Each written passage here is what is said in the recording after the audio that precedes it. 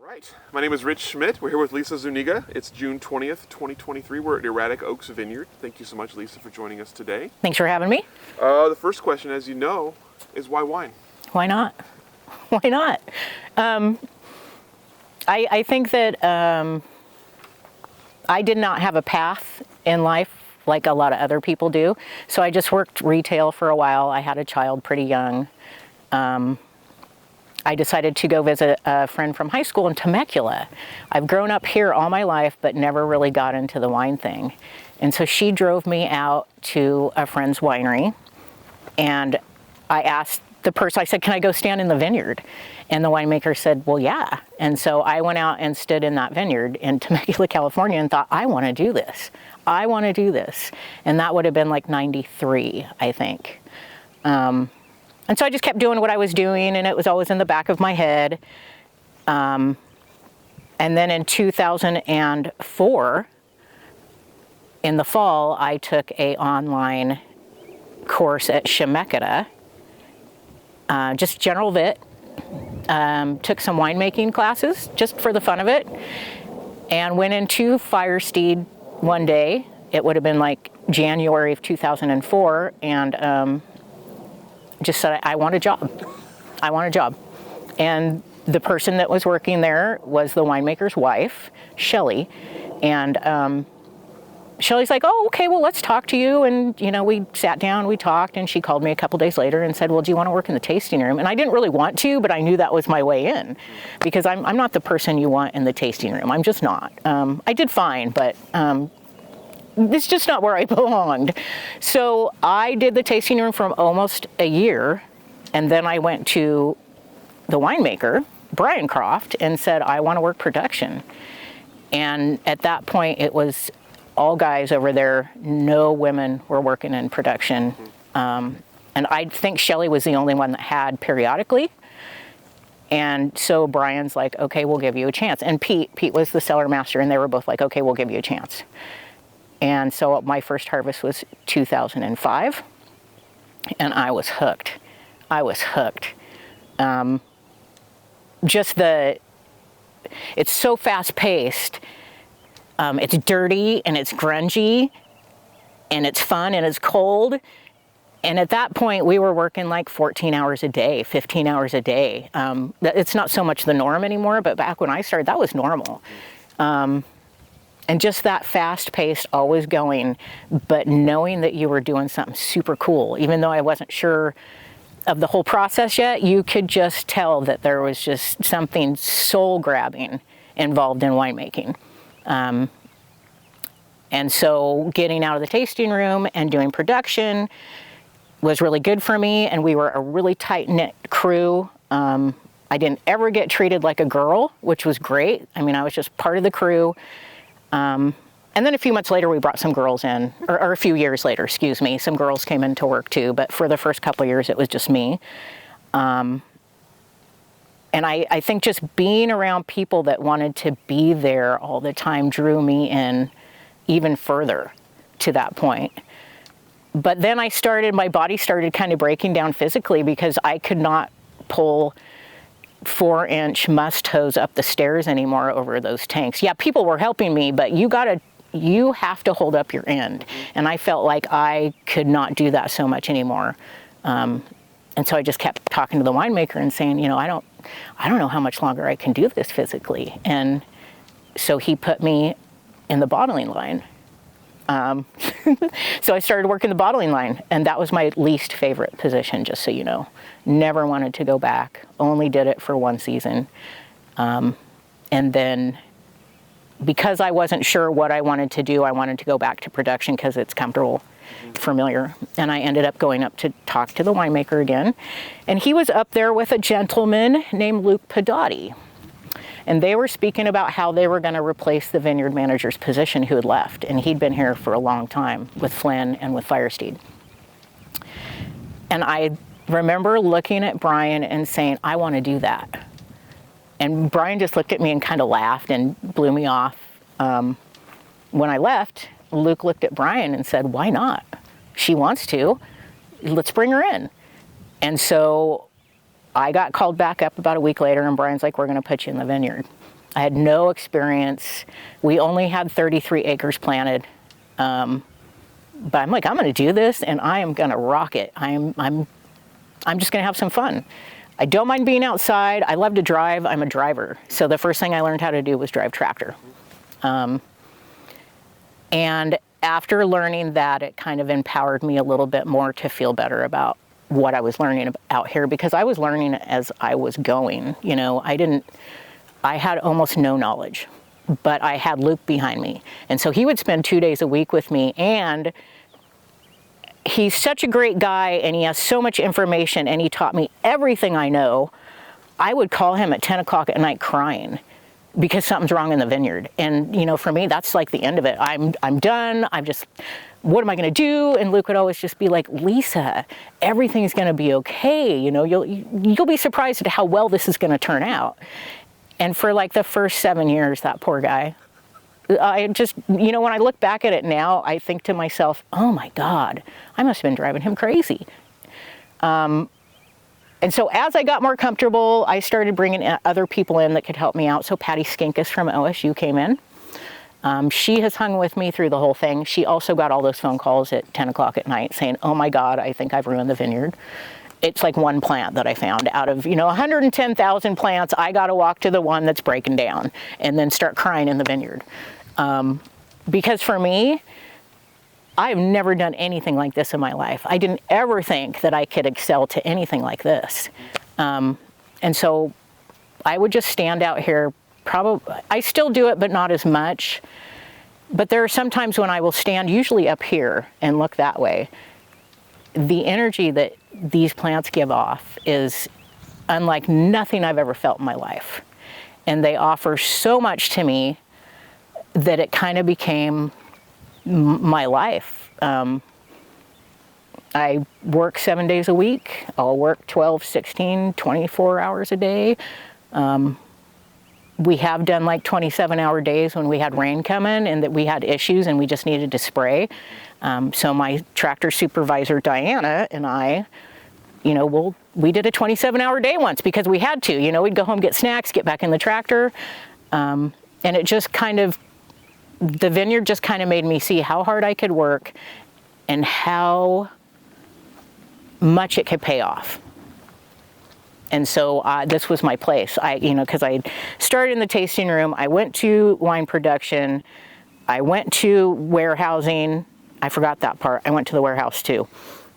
Because I already knew how to drive forklift. I was really good at it, and so I could move barrels around and pallets around, no problem at all. So my first year doing that, I moved 60,000 cases of wine out of our winery to go to Northwest Wine so that we could put tanks in that side. And it took me 2 weeks. Yeah, it's just truck after truck after truck after truck. But I excel in those places. And so, same thing with out here. Put me in a position where I can drive and feel like I'm doing something that I'm making progress in, and I'm happy.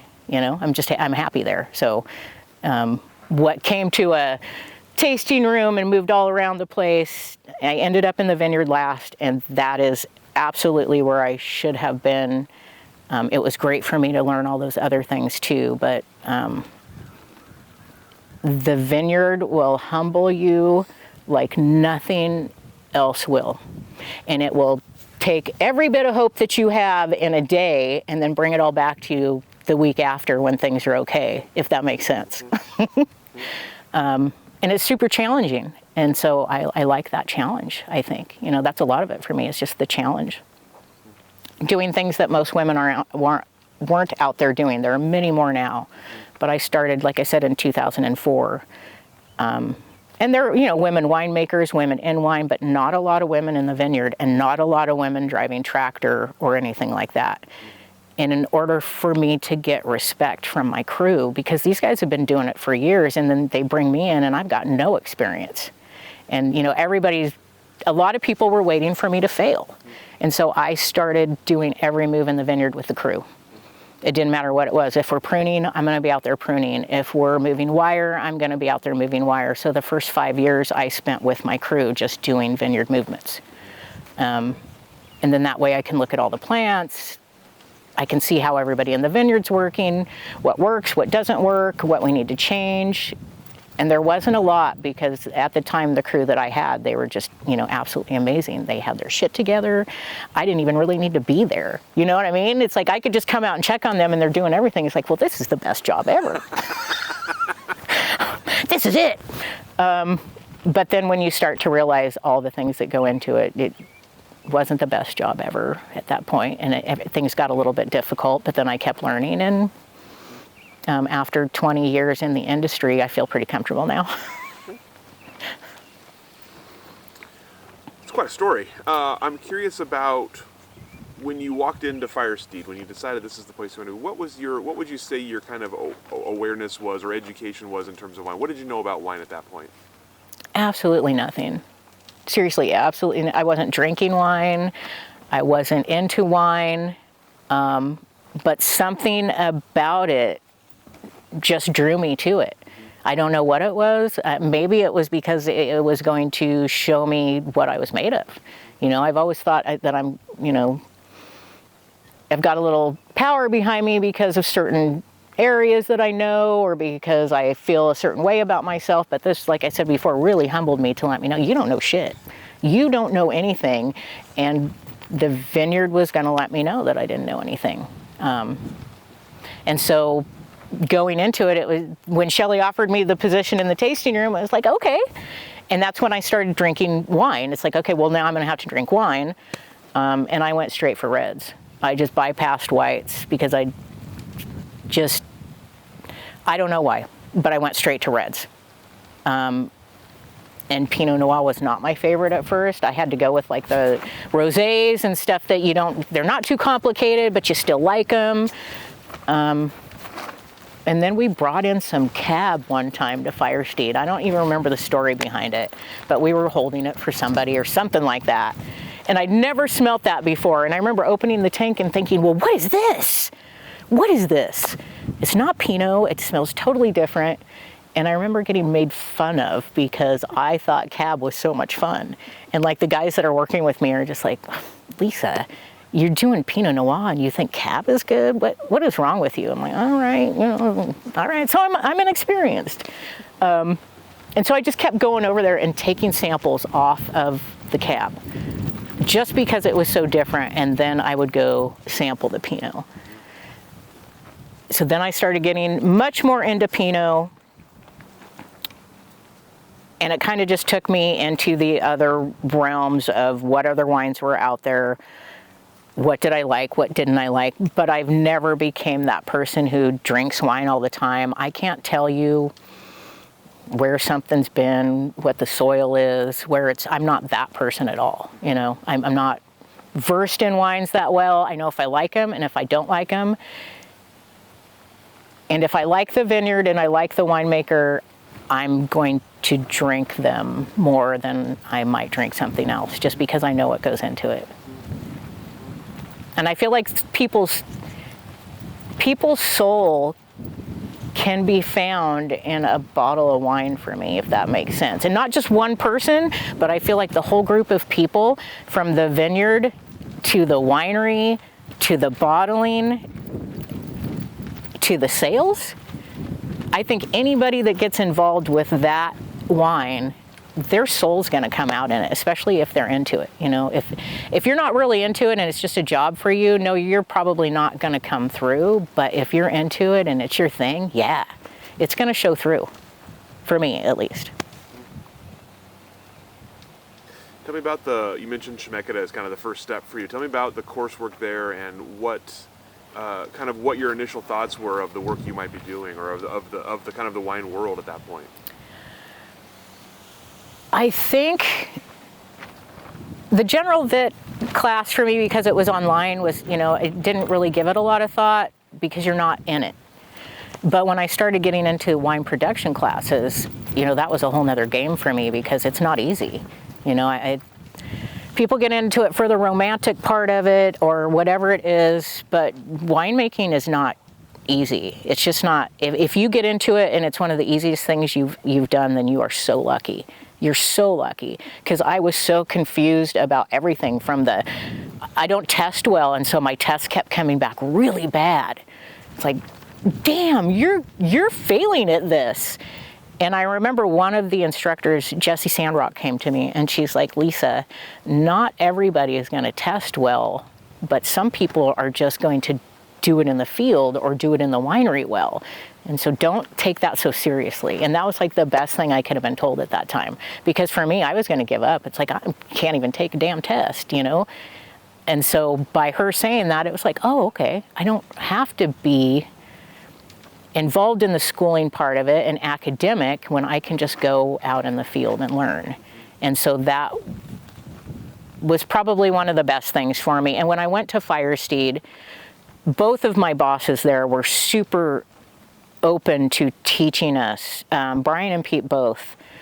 They wanted us making good wine because we're the ones doing it. You know, we're the people that are on the floor, and the people that are in the field are the ones that I feel like are putting the most into it. And so if you've got the crew that's really good at that, and you're all on that page of it's about you guys and not about me or not about the winemaker, that helps out a lot, because I think that a lot of people in this industry forget where the wine truly comes from. I think that there's a really big ego thing in wine, and not just in Oregon, but everywhere. But when you break it down, it comes from the vineyard first, and there is a lot of hard work out here. They're out here when it's cold, when it's snowing, when it's raining, when it's 90 degrees, and they're out there just doing their job, making sure that we have fantastic grapes for our wine.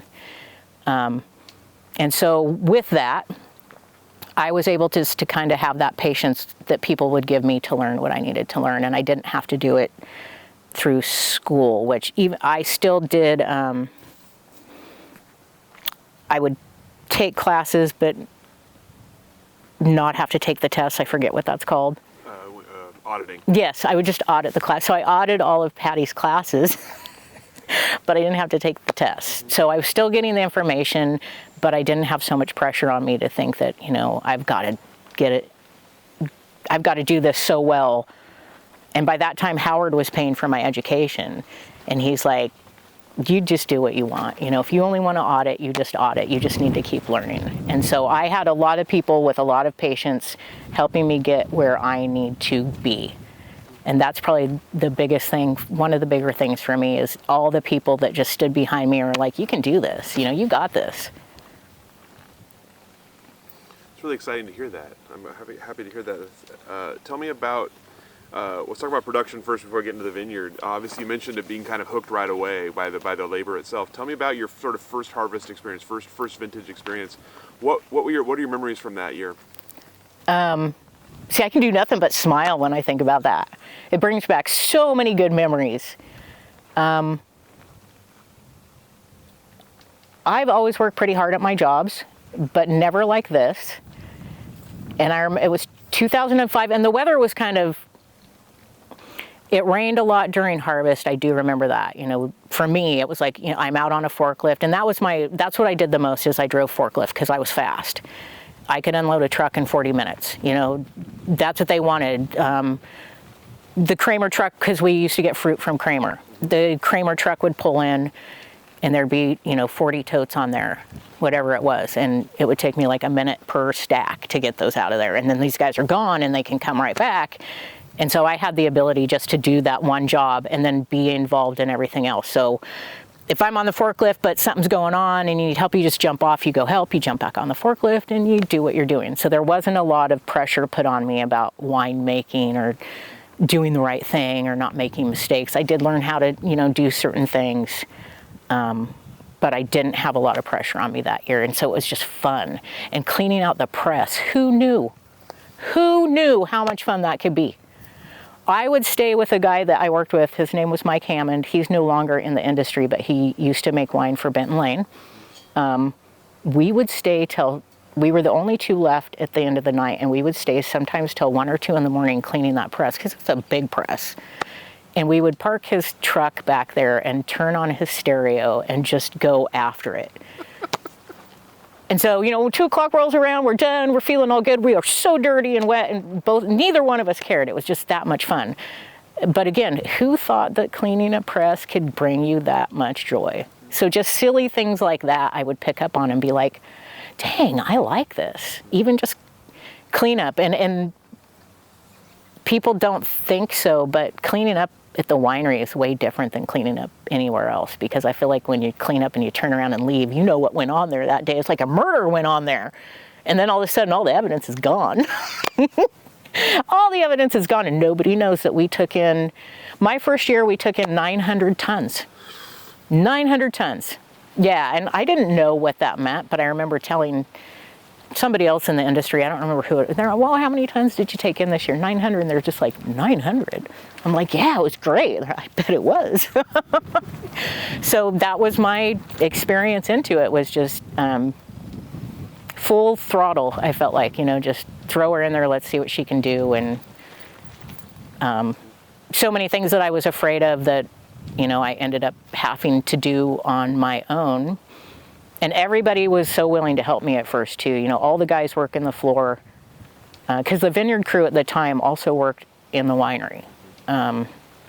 So they got both aspects, but they were all more than willing to help me move hoses and do the things I needed to do to get it done. But then there was that one day when the winemaker, Brian, came to me and he said, you need to be doing this on your own now. And it was just like, whoa, okay. And so, everything I was getting help with before, I wasn't getting help with now. Luckily, it all turned out okay. And Brian didn't have to be back and be like, oh man, I really screwed that up. But it was still that moment of, okay, well, this is on me now.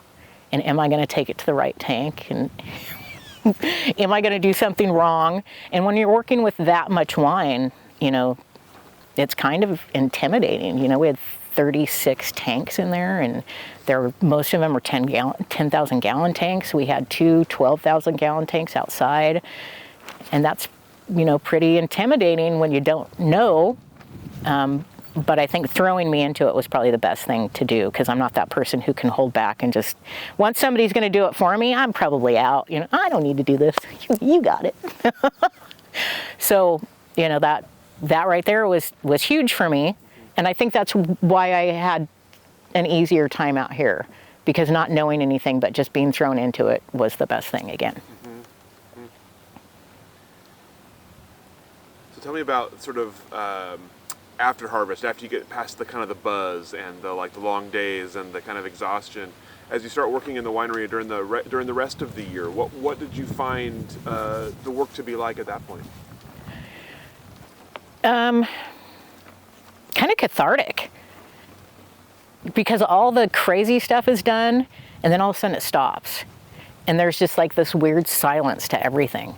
And you go to each tank and you get to smell them, and you get to have that memory of what the growing season was like and what harvest was like and who you got to work with and all the things that happened.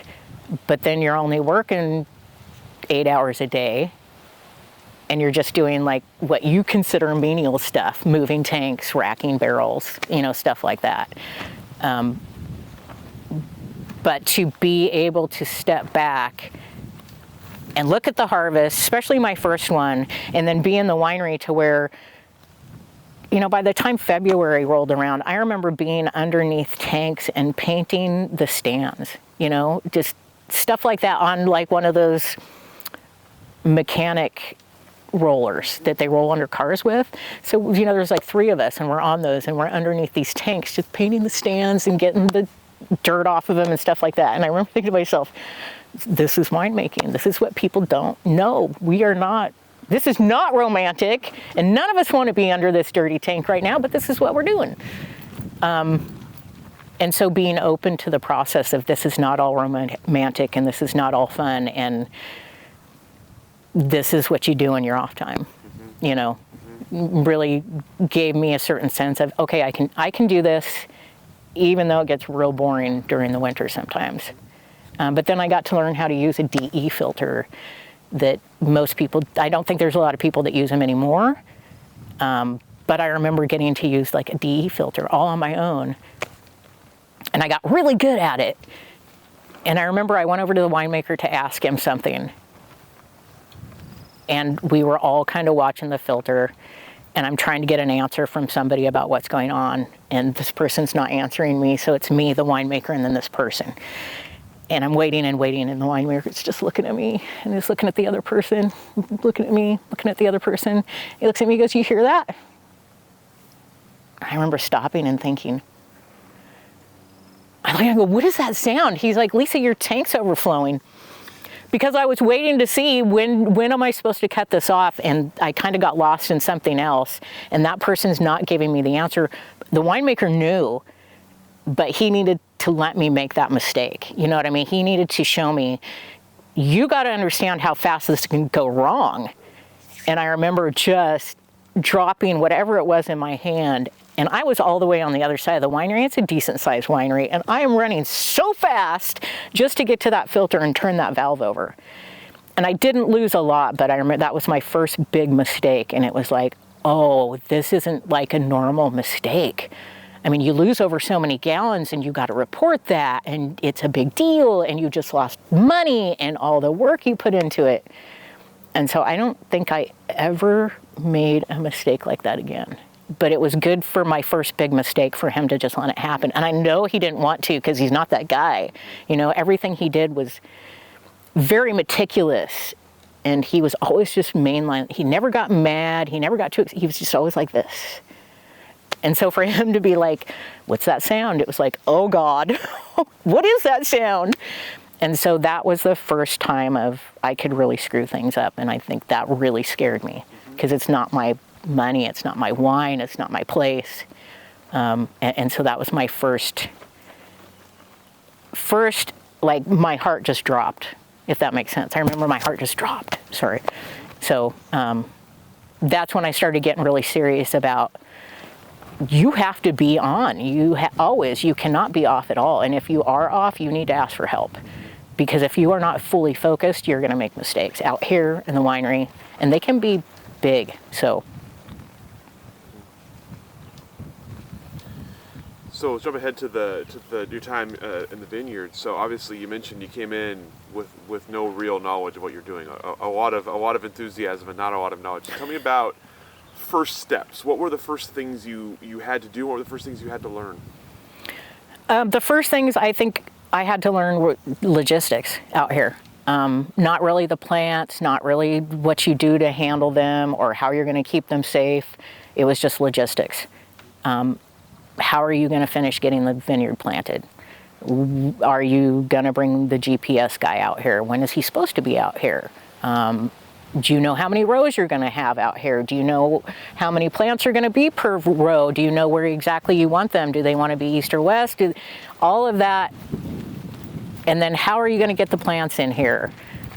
How are you going to harvest? And then I think, because the plants do what they need to do, and Luke was very familiar with that. He knew that they could kind of take care of themselves as long as the people in the field are doing their jobs. The plants were going to be okay, but I needed to learn all the crap first.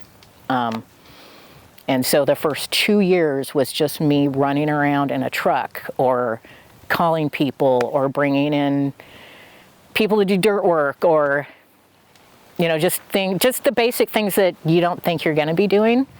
But that was again one of the best things for me to do, because it taught me patience, and it showed me exactly how much I didn't know, how much I needed to learn.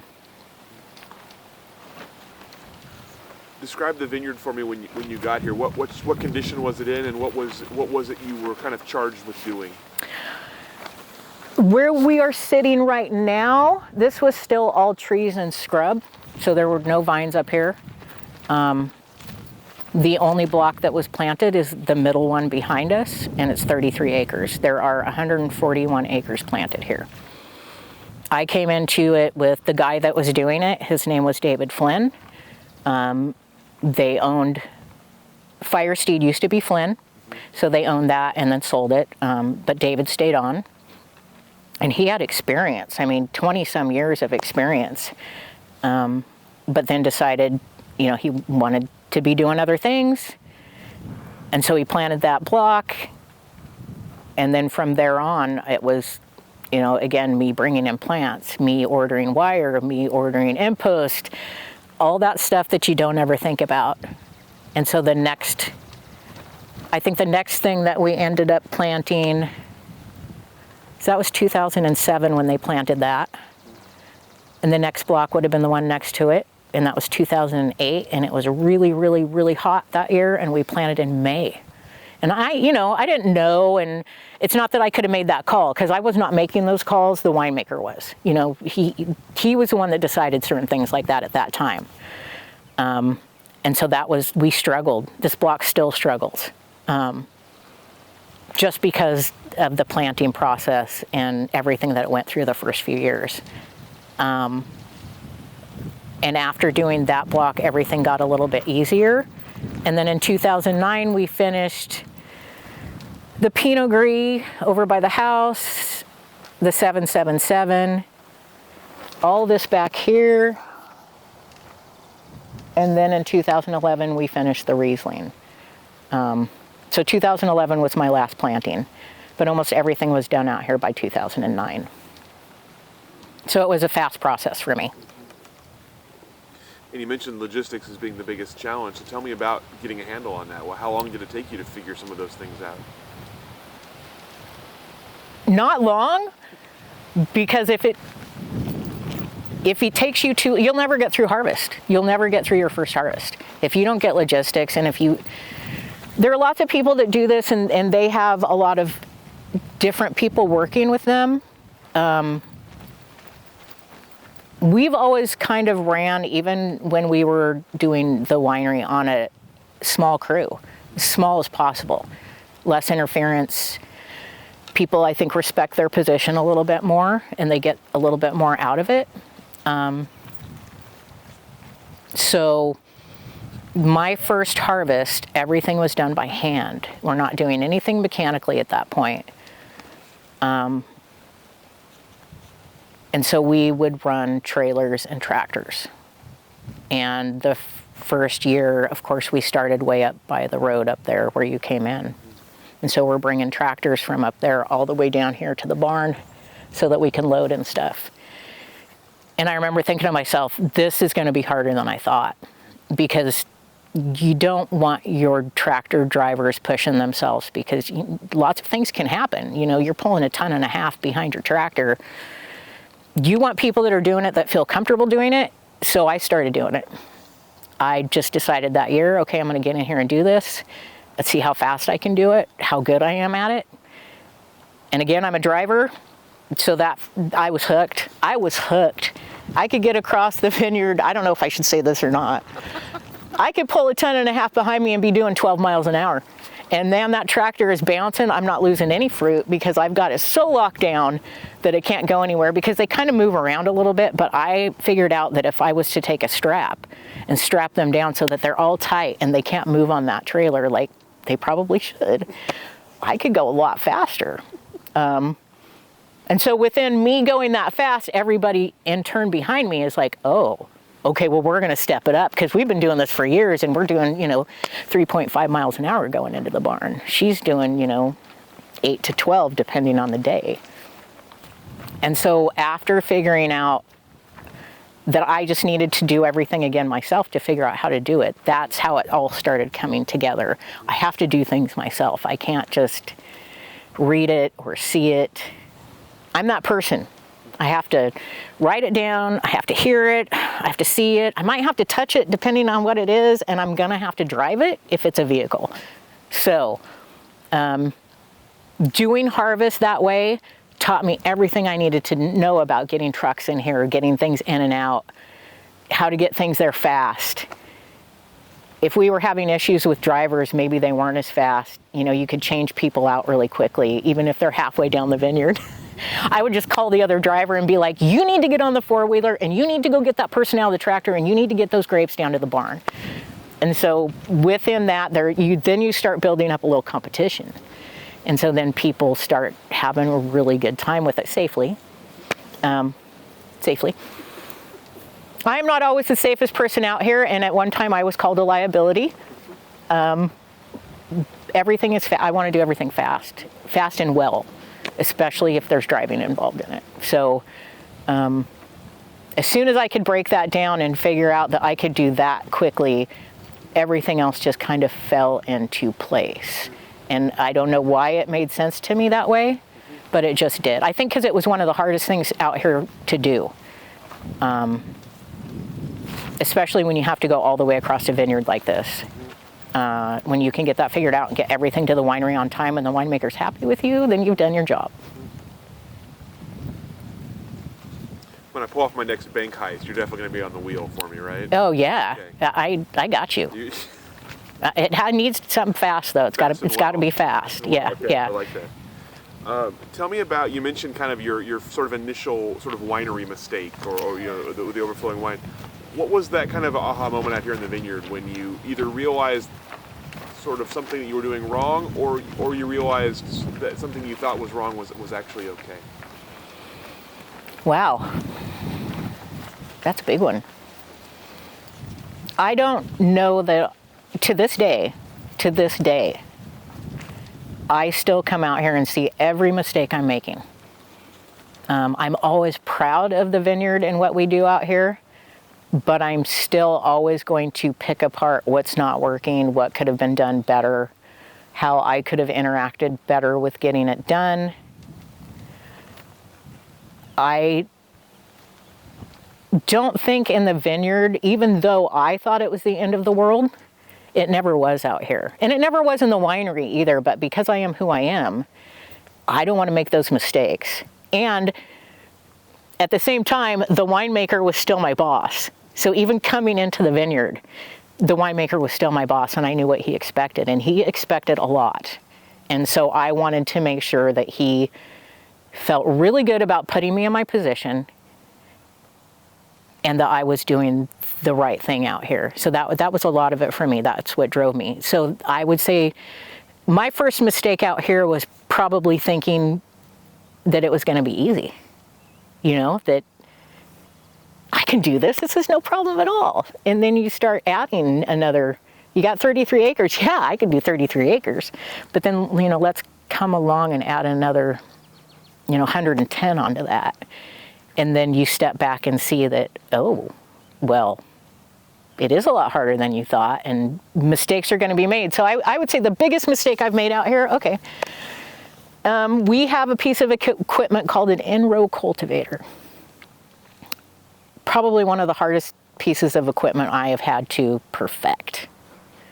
And if that thing's not working right, you will look in your mirror and there will be a plant that you just cut, and this plant's been in production since 2007. And now it's 2023. And I have already taken out 3 plants.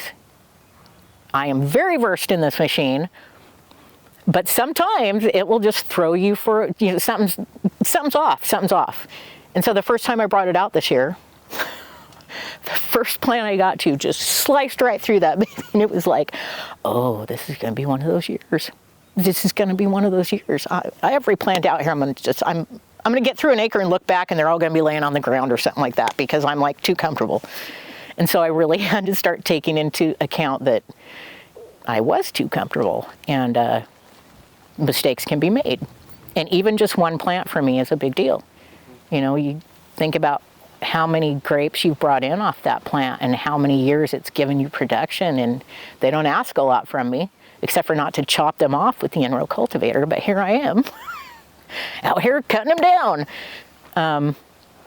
So that was probably my biggest challenge, just coming out and learning different things, but thinking you've got it all dialed in, and every fucking year I don't have it dialed in.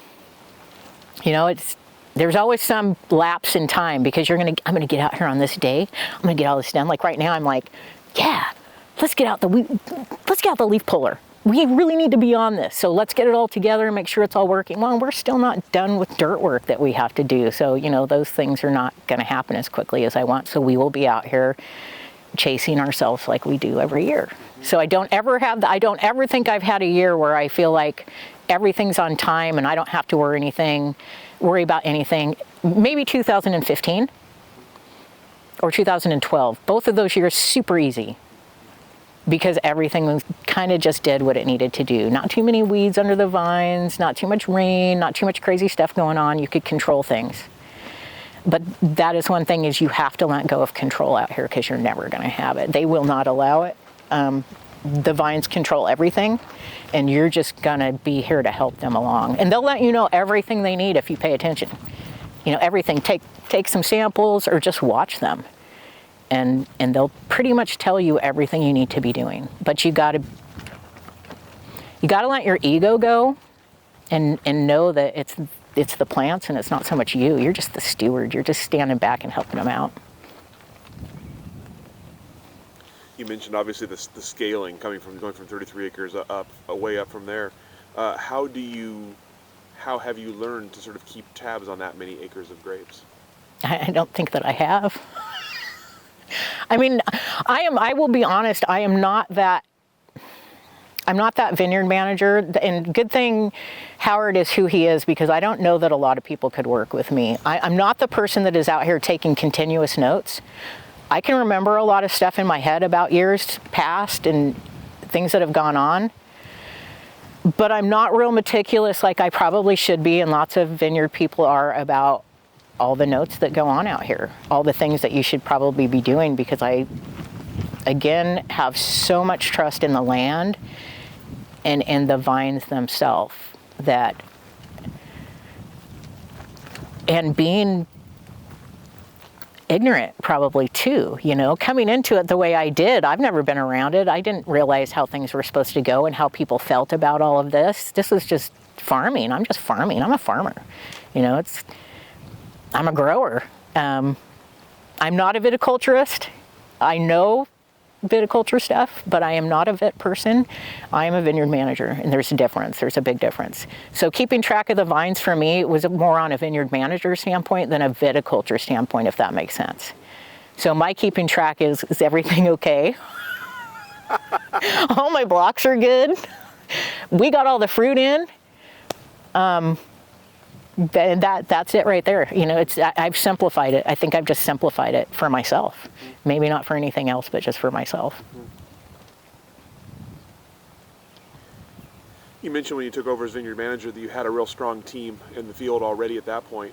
Tell me about maintaining a team like that, and about sort of finding your way in leadership, finding your way in management. The team that was out here at first was all men, which is, I come from an auto parts background, so I'm pretty used to that. Like I said, I like cars, so any way I could get involved with cars, I did. And so I worked auto parts for about 9 years. Very male driven. So for me, it wasn't a big deal. But then I started realizing that when you bring somebody in that doesn't have experience, and a lot of these guys had so much experience, and then you are a woman on top of it, it makes it a little more difficult to get your point across, or to get anybody to respect you. You know, there was just no respect. So that's when I started, like I said, that's when I started doing every move in the vineyard. And I would keep up with them. It didn't matter how much it killed me when I got home. I mean, I'm crying on the drive home, whatever, but I was gonna maintain that I could do this too. And so I just started working with them. And then it got to a point where we needed more people, but my contractor was having a hard time. And I said, well, what about all the ladies that are here tying vines in the winter? And he looked at me and he goes, the ladies don't do that work, Lisa. The ladies don't prune. I said, well, they do now. And he's like, they're not gonna want to. I had 11 women come to me and be like, yeah, we wanna prune. And so it ended up that it started just moving, that most of the guys would move into the tractor work or the really heavy field work. And then those ladies were doing everything else. And so putting them in an empowering position that they had never been in, and I could have done none of this without them. Unfortunately, they are not with me anymore. Everybody kind of moved on to their own space. But empowering them empowered me, but they did everything. You know, they were the power behind it. They held everything together. Raina was my supervisor out here, and she just knew her shit. She just ripped it up out here, which in turn helped me learn even more because she was so responsible with everything. But I think just throwing myself into it and then bringing in a group of people who were not always let in, oh, women can't do that. Women, well, yes, they can, and they did it really, really well, better than I had seen anybody else do it because the care was there. It's almost like, these are kind of like my kids. 110,000 of them, and I love them all. And so did they. And you could see it. So just the respect from them made me respect the process even more. And them all just taking me in and not, they were all Hispanic women. And I'm just, my husband is Hispanic also. So I'm, been around the culture, but not very much, not on this level. And they just brought me in, It didn't take too long for them to all just be like, okay, she's all right. We don't mind her so much, She didn't have to work very hard to get out here, damn it, but we'll keep her, And so they all just brought me in and taught me everything they knew. The guy they worked for, Julian Hernandez, he's the one that taught me how to drive tractor at first, and he didn't have to do any of that stuff, He taught me a lot too. So with bringing everybody in like that and respecting them for the positions that they have, which I'm going to say this again, I don't feel like vineyard workers get the respect that they need, and I will say that 1,000 times until they get it. We need to respect the field workers much more than we do. We need to appreciate them. They need to be paid well. And we all need to realize the prices are going to have to go up so that we can pay these people well so that they'll stick around and we don't have to be retraining people every year. Because this is a profession. And I don't care if you're working in the fields. Just as well as a winemaker gets all of this credit and stuff, these guys are doing work that you got to know what you're doing or you are going to fuck up somebody's grapes so bad that you will never be asked back. And what do you do with those grapes in the end? Do they go to a big enough winery that you can just blend them away and not worry about it? Or are they going to go to a winery that the winemaker is going to be like, I shouldn't have to do this kind of work. They should come in to where I barely have to do anything. And that's what they did out here. They made sure that everything came in well and respected the process. And again, brought me in and taught me so much. And I could not have done it without them. You mentioned that you started obviously working at Firesteed. Tell me about the kind of the changeover process when Firesteed was sold and how your role has kind of changed. That's a funny story. I did not know that we were going to be sold. So that didn't make me happy because I felt like I was in a position where I should have been told. But everybody has their reasons. And so the day that it got sold, I got a call from the tasting room manager. And she said, guess what?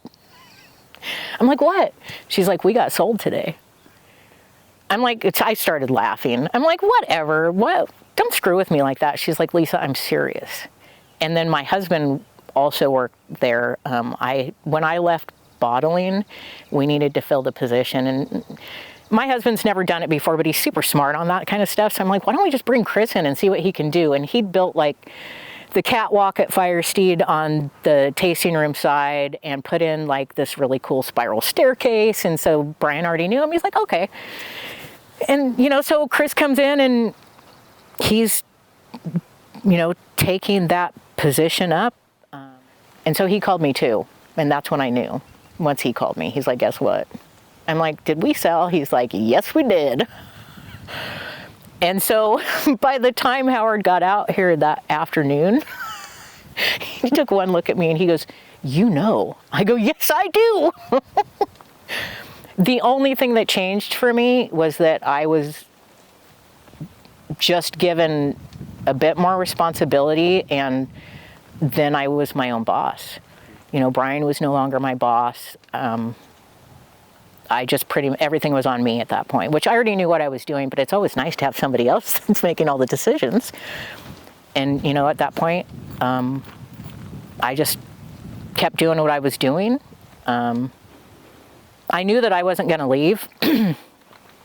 I feel like I've been out here so long, and again, because I feel I am attached the way that I am, Howard's got me where he wants me, you know what I mean? And he probably knows it.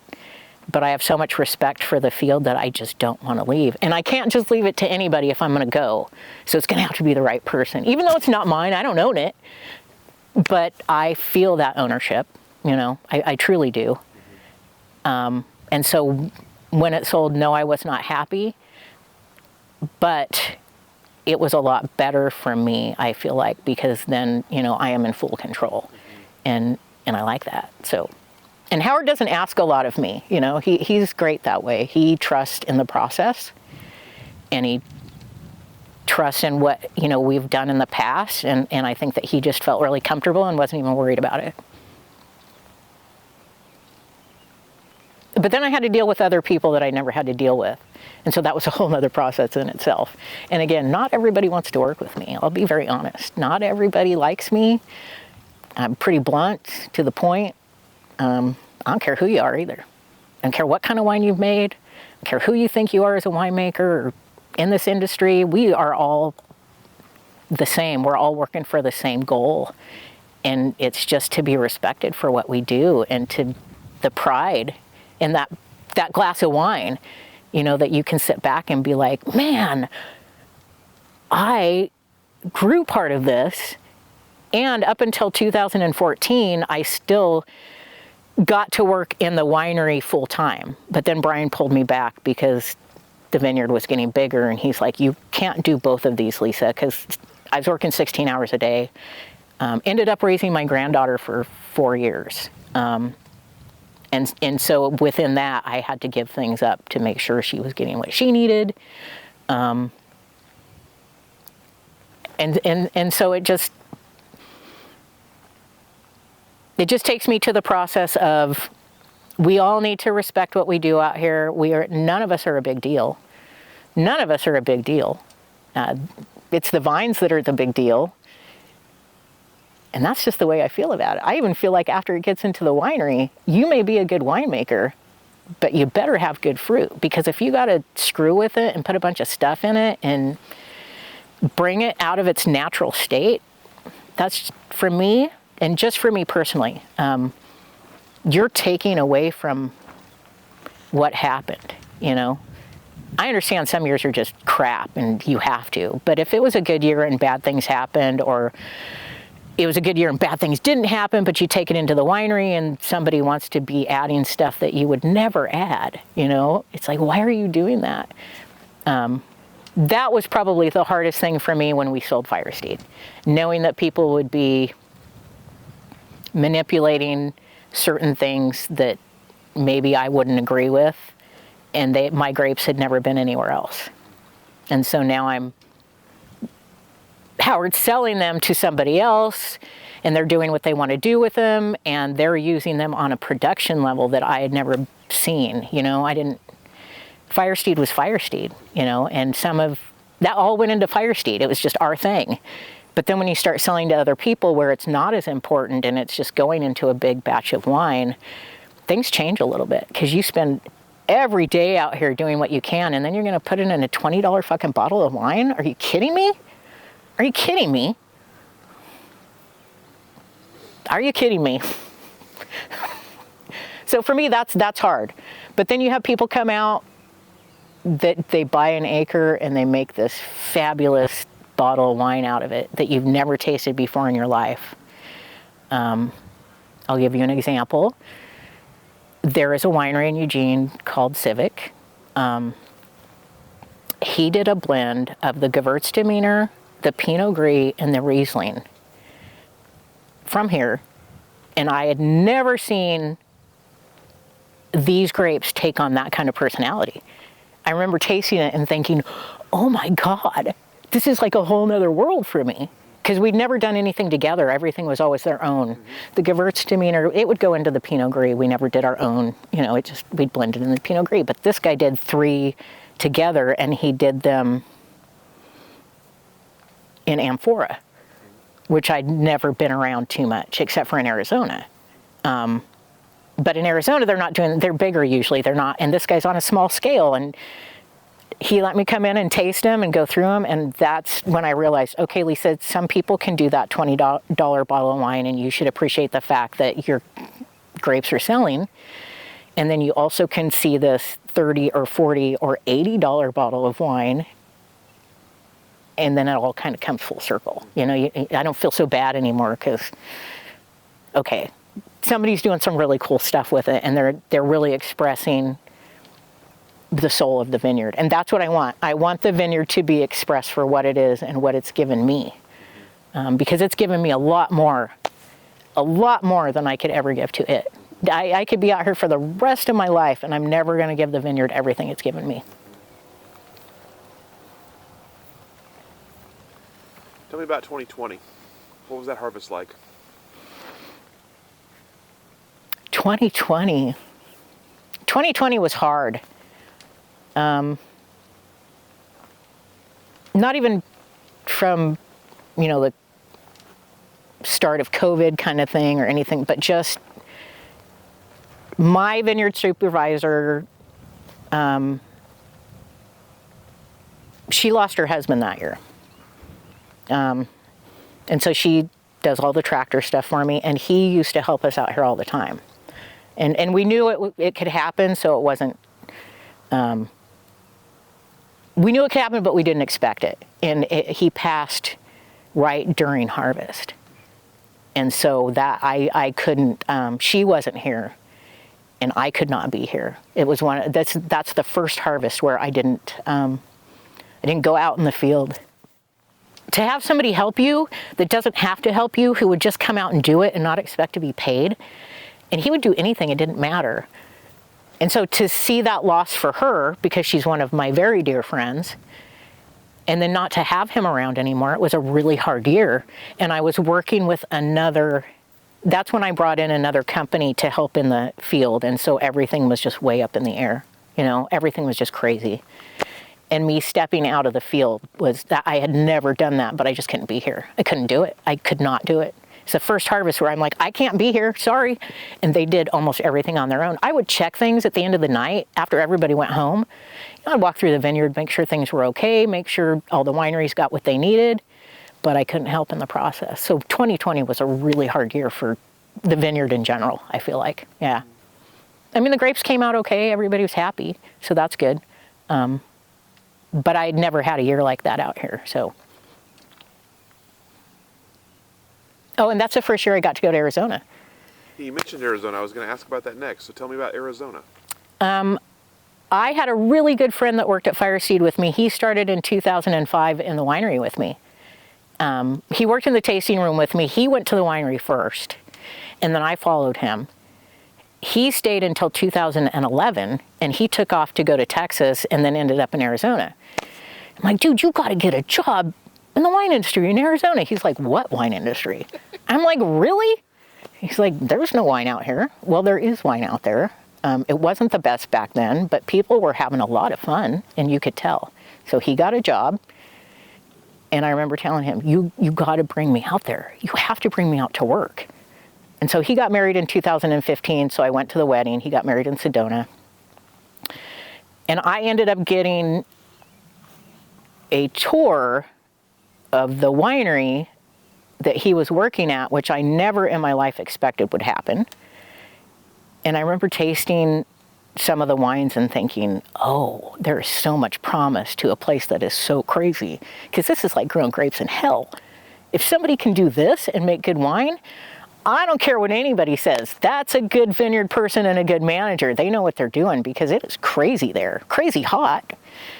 And the vines look great. So I did that and didn't really think anything about it. And then in 2017, a girl that I worked at Firesteed, who is now a cider master in Washington, Monique Tribble, got asked to go and work there.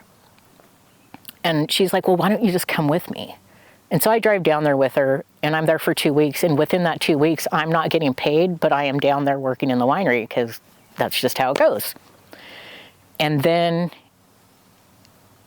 I went back in 2019 for a full harvest. And so I left here like August 1st, I think it was, and got back at the end of August and worked that month. And thought to myself, okay, this like takes me back to like how it used to be, because it's so small there and everybody's so tight knit and they're not those million case wineries yet. There aren't those 40,000 case wineries yet. So everybody's still a really small community. And so it makes it a little more fun. Everybody is on the same page, kind of, because everybody's learning. And so in 2019, I worked at a place that is a second location. And it was fun.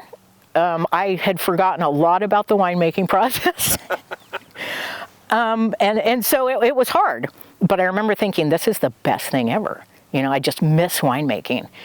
And so I got a call from the winemaker for the winery that I was working at in 2020 in April. And he's like, hey, do you want to come work up at what we call the bunker? And I'm like, yeah, okay, yeah, let's do this. I don't know what it is, but let's do it. And that was like the best winemaking year I have ever had, even compared to Firesteed, because everything was so new to me. Again, grapes I'd never worked with, things that they were doing that, I mean, I'm walking in here thinking, oh, let's see what goes on. And you know, I'm like, oh, look what I've done. We bring in 900 tons, you guys bring in 50. But again, I remember looking at the winemaker telling him, I didn't think I could get humbled this many times in this industry. But here I am yet again, being humbled by things that I don't know in wine. And so I have gone back every year, and I will be leaving probably August 1st again, and I'll spend probably a little more than 30 days there, because they also do cider and they also do mead. And so they're doing all kinds of fun stuff that I've not been able to do. And so it introduces me to a whole different world of fermentation and how much fun you can have. And you don't just have to do grapes, you could do this too. And they're working with equipment too that I'd never worked with. You know, they've got the tiny press, which, you know, you get that thing clean in like 15 minutes. But every other piece I hadn't really been around, because, you know, they're smaller scale, so they're getting smaller things, and everything for me has been big, you know, big. And so it was funny coming in and just being like, oh, well, look at that little tiny hopper, and look at this. And but the way that everything is there, you have to do it on that smaller scale, I feel like, because it's not like here. It's not at all. You know, the grapes are totally different, and how they want to be taken in through all the machinery is totally different. And everybody's kind of, I don't want to say behind, because that's not it, but they're not doing things that we're doing here yet. You know what I mean? Maybe because they haven't been exposed, or maybe because they don't need to yet. So all those basics of intern work, and that's what I am. I am an intern. I don't have a position. I just go do all the shit work. I clean the winery, and that's my thing too. I like to clean. And so I'm sure that that's what brings me back there is, you know, it's like you come in and the winery is like you could eat off the floor, and oh, who's been here? Oh, it was Lisa. And so I like to do all that stupid intern stuff. You know, I like to drag hoses around, and I like to get dirty, and I don't need to be making any decisions, and I like that. I don't want to make decisions. Just tell me what to do, and I'll do it. And I have not screwed up too bad there. I think he's going to take me back again this year, so. As long as you keep getting invited back. As long as I keep getting invited back, yeah. So for me, that might be where I go to retire, but still be involved, you know? Because I love Oregon, but I don't like the weather. I much prefer the sun and the hot weather. And I can deal with it. I worked the Vineyard 2021 in Arizona, and you don't find too many people who stay in the vineyards in Arizona, because I thought I was going to die. Yeah, it's way too hot. And the person that I work with has to have hail canopies, because he lost 30 acres one year. Yeah. And so there's this big white tent over the grapes. And so I'm like, oh, Lisa, go get samples. Well, you don't realize how hot it can damn well be under there. Oh, and you can't get in to mow the grass because of this tent that's up. And I'm from Oregon, and so I'm tracking through this 3-foot tall grass. I got shorts on, work boots, t-shirt, no big deal. Do that for 3 days, and then I go, we buy grapes from the school in Arizona. They get grapes from the campus. And so, oh, well, can you go take samples there? I'm like, yeah. And I walk into this beautifully manicured vineyard. You know, it's like there's no weeds under the vines. It's all been mowed. And the first thing I step into, I took 3 steps into the row and looked over, and there was a 4-foot-long rattlesnake. And so I'm talking to it because I am close enough. She's not curled up, so I feel okay. But still, I don't know. So I'm like talking to this snake as I'm backing up really slow. And I get out of it and I send the owner of the winery a text, and it's just a picture of the snake. And I get back, fuck that. And then when I get back, he's like, were you out in the rows with the grass? And I'm like, yeah. He goes, have you learned your lesson? And I look and I go, what are you talking about? He goes, well, then obviously you haven't. And he goes, Lisa, that you never would have seen that in there. And you're just in shorts and short boots, and not that pants are going to help me, but still, you know, not even ever thinking that, oh, you are in a whole nother place where things want to kill you. It is so hot and so mean out there that anything you walk onto is probably going to want to kill you and take your life, because they need the water more than you do, or the food. And so I have to look at it that way when I go there now, as, oh, scorpions and rattlesnakes and whatever else kind of crazy shit's out there in Arizona. And then there's these grapes. So, yeah, that lesson learned there. You'd think I know that too, but I guess when you're not exposed to those things, you don't even think about, you got, once you get bit, you got like 20 minutes to get help, you know? Am I going to drive myself to the hospital because it's a ways away right now? Am I going to call somebody? What am I going to do? And so, unfortunately, that rattlesnake did not make it through. I should not have said anything, because some people are way into, well, let's move it, and other people are into, we can't have our crew getting bit. So after that, I did find out how you could move them yourself and, you know, get them out of the space. So I went and bought a little snake catcher and what I might need in case, because I don't want to kill anything. I don't want to take something's life, because I feel like mine is more important. So if I can, I'm going to remove it and put it somewhere else. If I can't, well, that's it, because I'm going to win and you're not. But I'm first going to think, how can I move this and still give it its chance at what it does? So when you said it was like making wine in hell, you weren't, it was like you're too far off. It's like wine death race out there.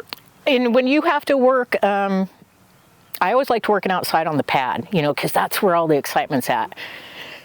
I cannot do that in Arizona because I'm here all year. I never get to acclimate.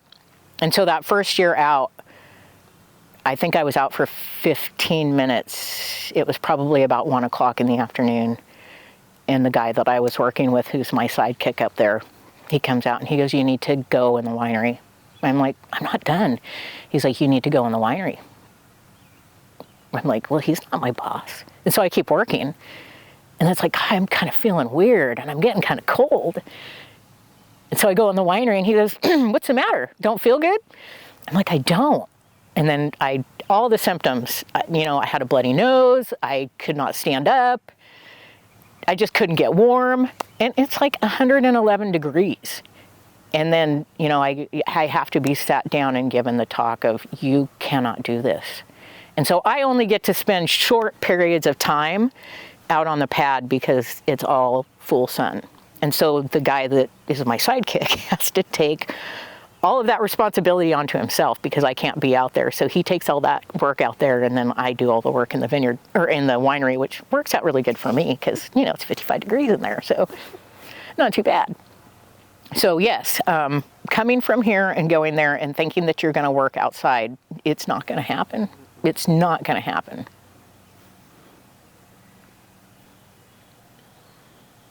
You talked earlier about kind of being the only woman around, or only woman in your role for a lot of times, being the only woman in the winery, being one of the few female vineyard managers.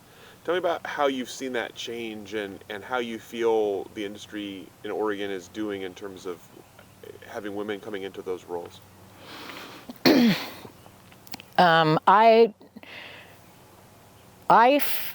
don't want to be, oh, men are for this and women for that, because that's not who I am. But I do feel like women have a different outlook on the vines. I feel like they're cared for in a different way. I'm not going to say better, even though I want to. I feel like there's a little more thought to the process, and they're a little more gentle. And I feel like now, I mean, there are women vineyard managers all over the place, and they're doing really great things. Like Erica Miller, she went from Stoller, and now she's somewhere else making wine and doing the vineyard. And Rebecca Sweet, she started with me, and now she does her own seed company. And she used to do live stuff too. She was part of the live program. So, she was coming up about the same time I was, and I think she was working at Van Duzer at the time.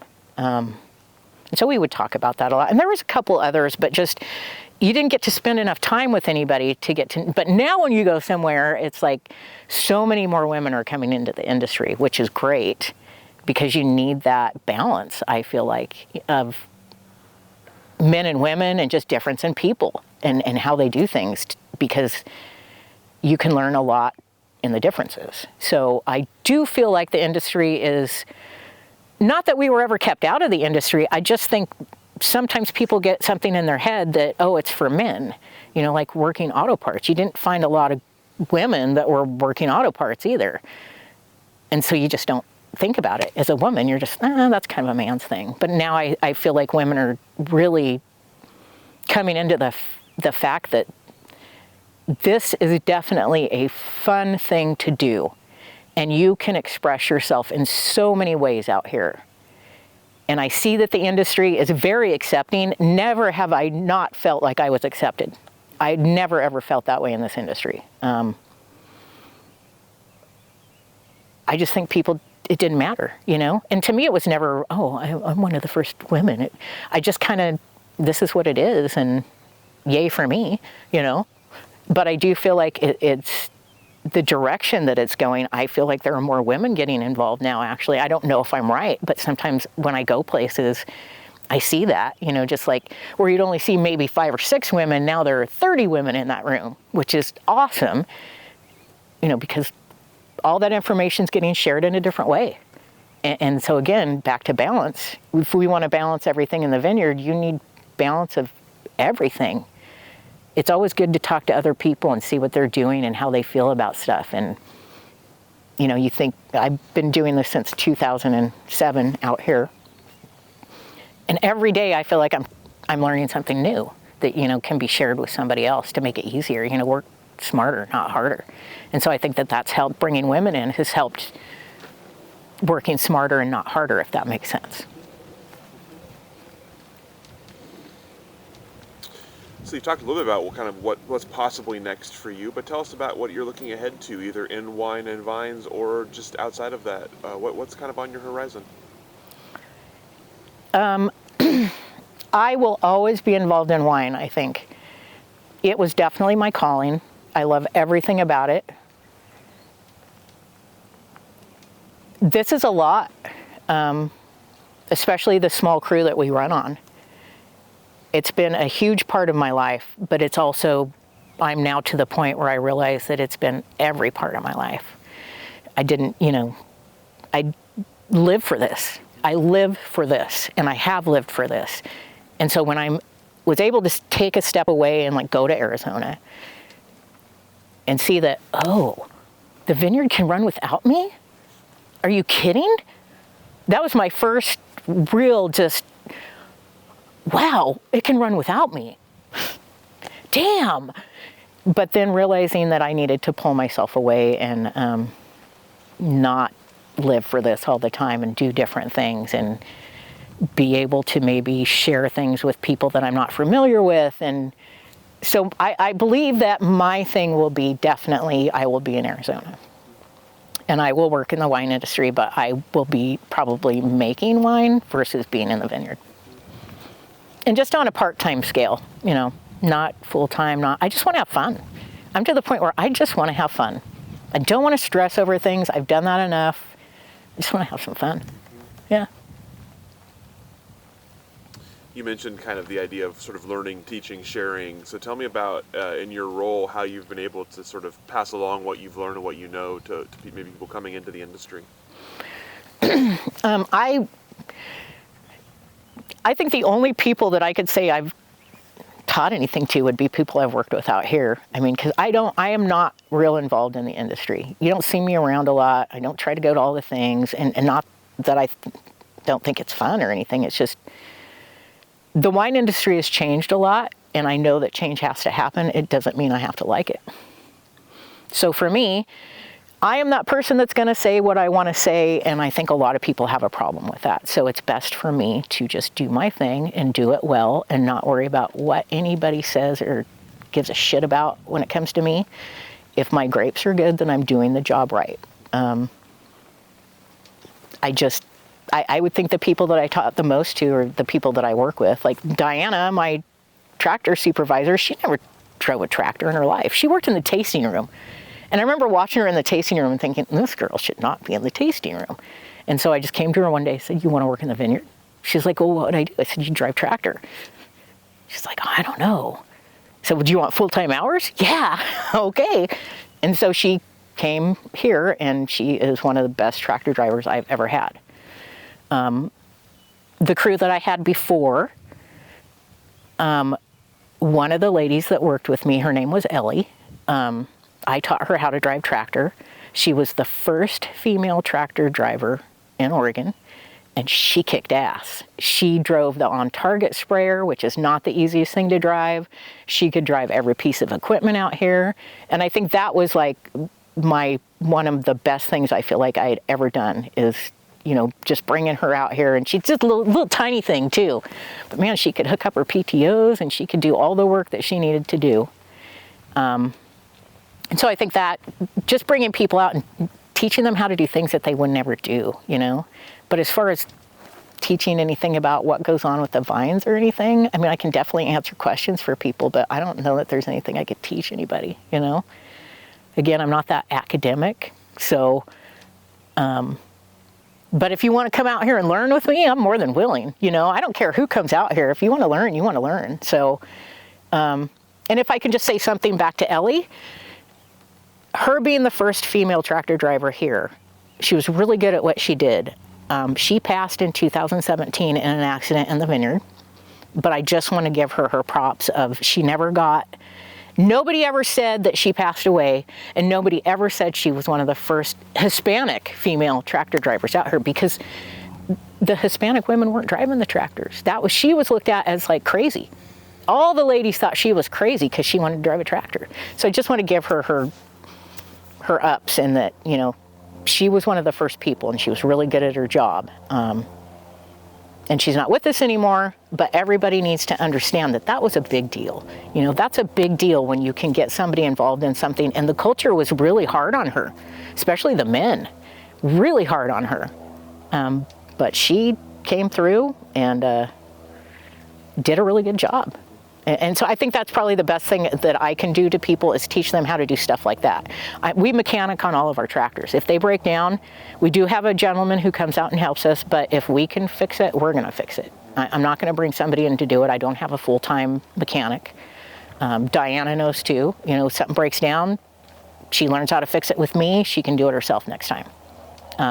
And it's always been that way out here. Anybody that drives a tractor, you have to work on it too.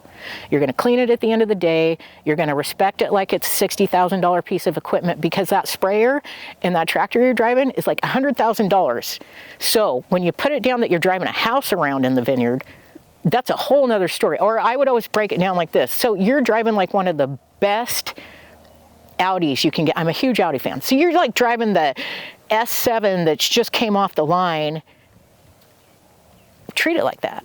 And so that just teaching people that it's not just a tractor. You're not just a tractor driver. You're not just a field worker. You are super important out here. So maybe that's it. Maybe that's what I've taught people, that they are important no matter what place they hold out here. No matter what place they hold out here, we need them. That's all the questions that I have for you. Is there anything I didn't ask that I should have? Anything that we didn't cover that we need to cover? I don't think so. All right. Thank you so much. Thank you. We really appreciate taking the time to share your stories with us and share this beautiful space with us. Yeah. And if we could get you to give us a little vineyard salute to the camera before we turn it off, that would be awesome. Exactly. Thank you. No, thanks you guys. It's great to have you out here. Thank you. We'll go ahead and let you off the hook.